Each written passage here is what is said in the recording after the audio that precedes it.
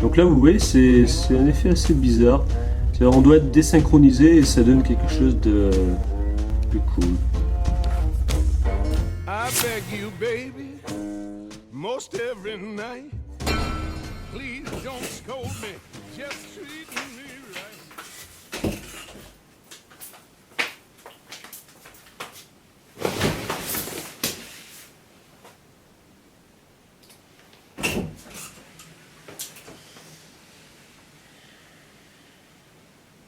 Un truc qui va pas là.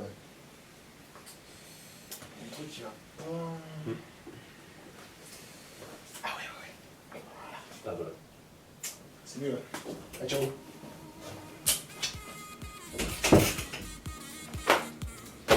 Salut les gens. Bonjour les gens. Bienvenue dans Je l'expérience suis 40. toujours moi. Je suis toujours moi et c'est toujours lui. Bon, aujourd'hui on va parler des stroboscopes. Les stroboscopes, c'est les lumières qui clignotent dans les boîtes de nuit. Et aujourd'hui on va l'utiliser de manière scientifique et on va l'essayer sur plusieurs éléments que vous trouvez autour de nous. C'est parti pour la partie théorique avec l'un de nous deux. Surprise. Surprise!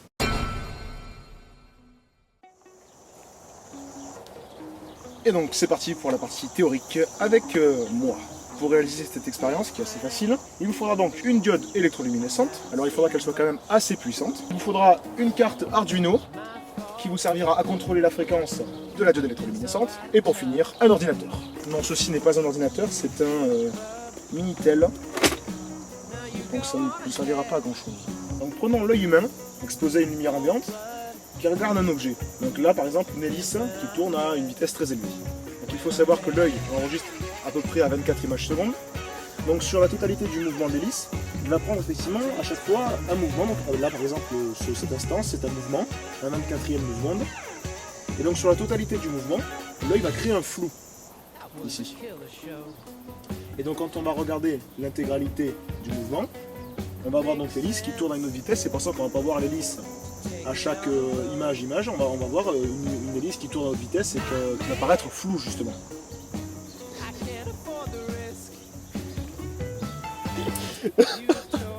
Si maintenant on prend un flash lumineux, donc par exemple notre stroboscope, on va donc forcer en fait l'œil justement à avoir un noir entre les images.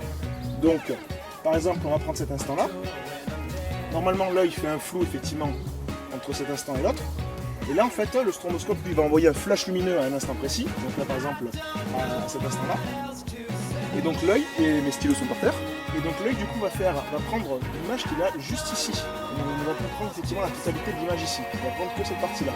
Du coup maintenant si on envoie toujours effectivement un flash lumineux à cet endroit précis, on va forcer l'œil à n'avoir que cette image là, l'œil aura l'impression d'avoir une hélice fixe, puisqu'il ne va voir que cette image à cet instant précis. Et maintenant on passe à la partie...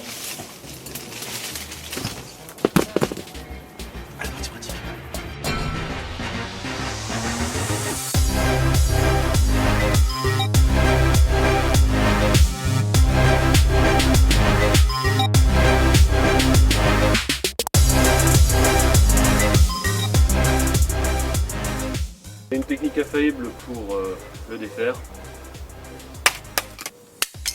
Ah!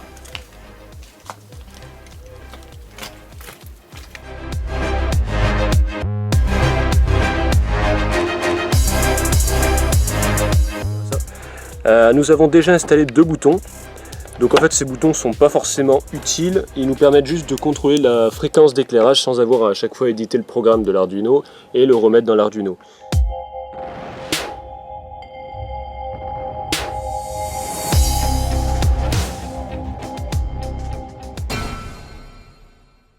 Grosse vibration.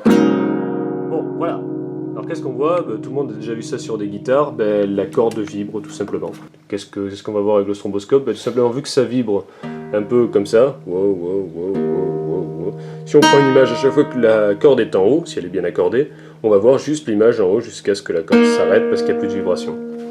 Voilà, bon, on va tester tout de suite avec la corde la plus grave. Voilà, simplement. Hop, 130, voilà. Donc là on la voit quasiment pas bouger. On voit qu'elle descend, qu'elle remonte légèrement. Voilà. On va se mettre à 129, vas-y. Voilà, et là on la voit bouger. Voilà, donc à 129 on est très légèrement décalé, ce qui fait qu'on la voit bouger effectivement. pour le coup, vous voyez là, on la voit vraiment bien bouger. Ouais, voilà. Donc maintenant, le ventilateur est là.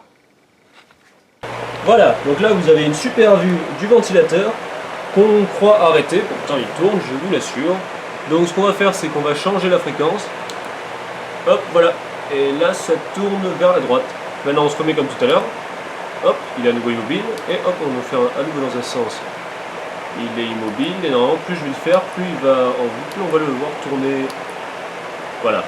Hop, si jamais on s'éloigne vraiment de la fréquence qui était 250 Hz, bon, on voit que là, ça tourne comme un ventilateur normal.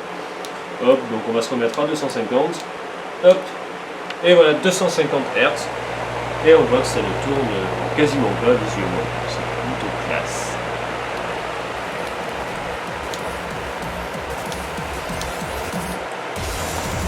Bon, bah c'est déjà la fin de l'épisode numéro 3 sur les stroboscopes. Alors nous espérons qu'il vous a plu. Bah écoutez, si vous avez aimé la vidéo, vous pouvez toujours vous abonner en cliquant sur cette souris là. Bonjour. Et oui, sinon, bah écoutez,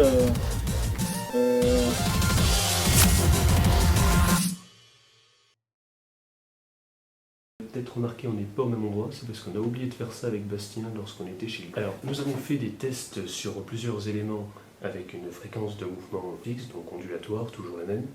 Mais que se passe-t-il si maintenant on utilise un téléphone qui filme et qui a une fréquence de film donc par exemple, ça pourrait être du 25 images par seconde. Étant donné que la caméra filme chaque instant d'image, non pas toute l'image d'un coup, mais avec un balayage de gauche à droite de l'image, très rapide bien sûr, on pourrait voir une ligne noire qui va balayer l'écran de gauche jusqu'à droite, à plus ou moins grande vitesse, et jusqu'à être immobile si jamais le stroboscope est bien à la bonne fréquence. Donc c'est parti.